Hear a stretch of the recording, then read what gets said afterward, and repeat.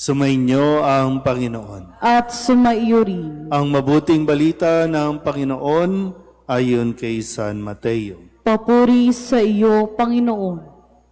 Noong panahong iyon, sinabi ni Jesus sa kanyang mga apostol, "Huwag ninyong isiping na parito ako upang magdala ng kapayapaan sa lupa, na parito ako upang magdala ng tabak, hindi kapayapaan.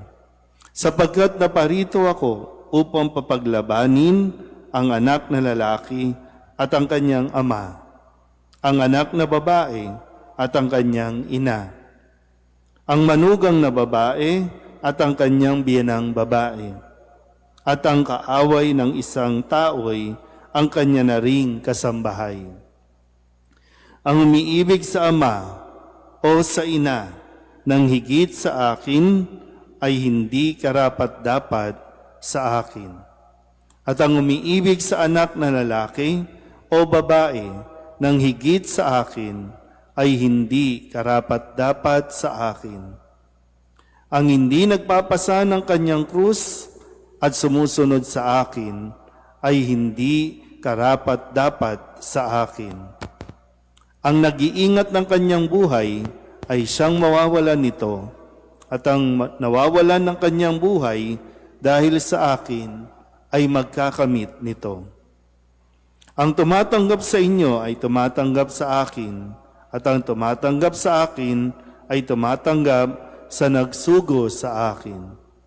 Ang tumatanggap sa isang propeta dahil sa siya'y propeta ay tatanggap ng gantimpala ukol sa propeta. At ang tumatanggap sa isang taong matuwid dahil sa siya'y matuwid ay tatanggap ng gantimpalang na uukol sa taong matuwid. At sino mang magbigay ng kahit isang basong tubig na malamig sa isa sa maliliit na ito, dahil sa ito'y alagad ko, tinitiyak ko sa inyong tatanggap siya ng gantimpala."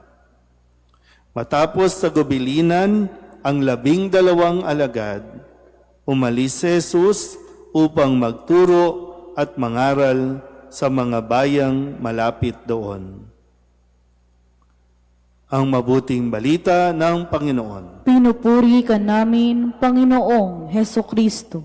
Isang magandang gabi po sa inyong lahat.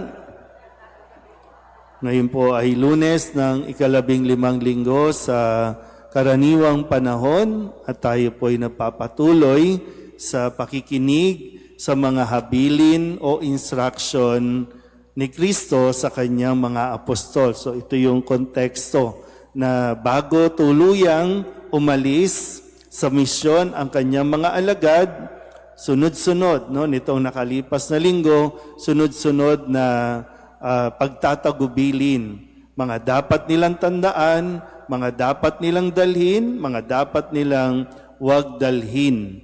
At lalo na, sinabi nga nakalipas na kapayapaan ang binibigay ko, kapayapaan din.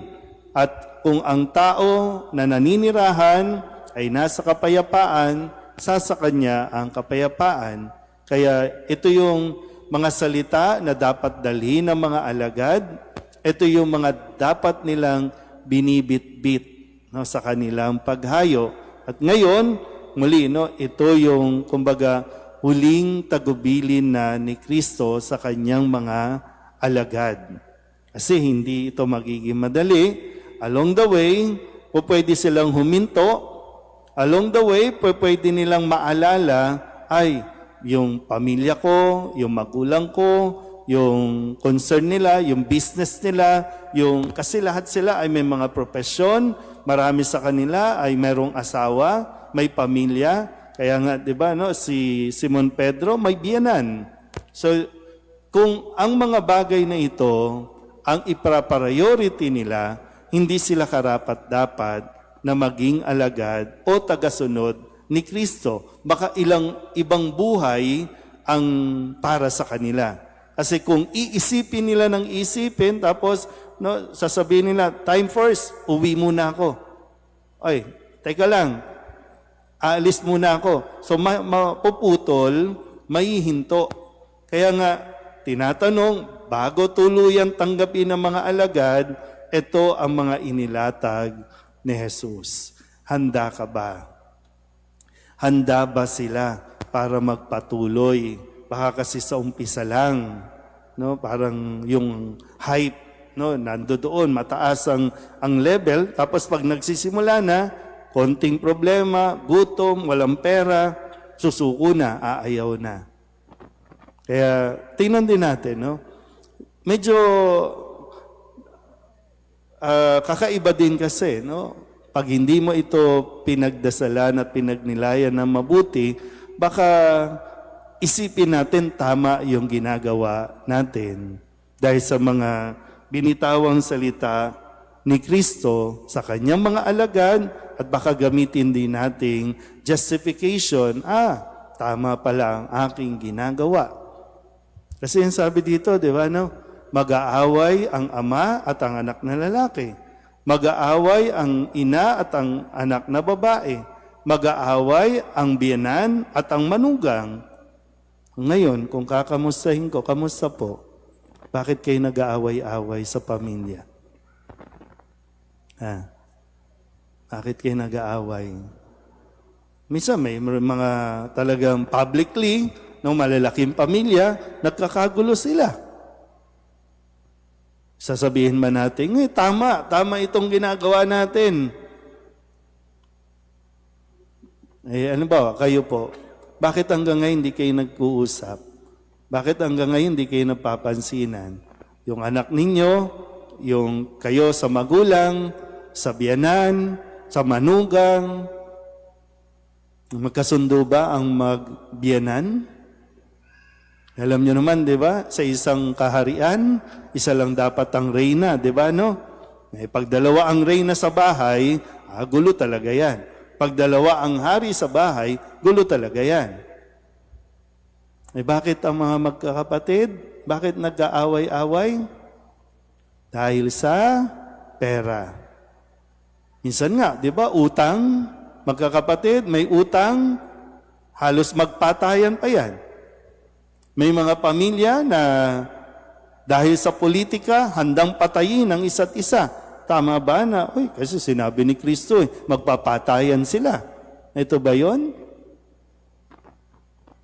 Kaya nga kasunod niyan, ang sinasabi, ang umiibig sa ama, anak, ina, kapatid, ng higit sa akin. Ng higit sa akin. Hindi dapat kalimutan yon. Sa unang pagbasa, ang sabi dito sa aklat ni Propeta Isaías, sa dulong bahagi, sabi niya, nasusuya na ako sa mga ginagawa ninyo, yung mga paghahandog, wala nang silbihan sa akin. Kasi hindi naman tayo nagkakabati-bati. Minsan nga, kahit sa simbahan, di ba? Mayroon tayong prosesyon, pero nag-aaway-away tayo along the procession. Along the preparation, nagkakaaway-away tayo. Pero sisigaw tayo ng, Viva la Virgen! So, ano ba? Sabi dito, kung pag ninilayan natin, anong ginagawa natin? Naglulukuhan ba tayo dito? Kasi hindi naman na ikinatutuwa ng Diyos ito. Ang gusto niya, sana sa pagdedebosyon natin, sa pagsisimba natin araw-araw, sabi niya, pairalin ang katarungan, itigil ang pang-aapi, tulungan ang mga ulila, ipagtanggol ang mga balo. So doon ba tayo napupunta? Kaya nga ibabalik natin ulit, ang umiibig at dapat una, higit sa lahat, ibigin ang Diyos. The rest, susunod na yan. Kapag iniibig mo ang Diyos, kahit hindi ka bayaran ng kapatid mo, okay lang. Kapag iniibig mo ang Diyos, kahit merong isa sa inyo, di ba? Minsan kasi hindi maiwasan eh. Kahit merong isa sa inyo yung gustong kunin lahat ng mana, dahil iniibig mo ang Diyos ng higit sa lahat, okay na. Kasi mas may kapayapaan kaysa yung naghahablahan kayo, di ba? Nag-uusap kayo sa korte, babaranggayan kayo, and worse, nagsisiraan tayo sa social media. So, di ba? Ito naman ay paanyaya sa atin no, ng ating ebanghelyo ngayong araw na ito. Kasi, hindi tayo nagkakaroon ng kapayapaan dahil mas mahalaga sa atin ang ibang bagay, mas mahalaga sa atin kahit ang relasyon at ang relasyon sa Diyos laging nasa huli. So, dapat una at unahin ang Diyos. Amen?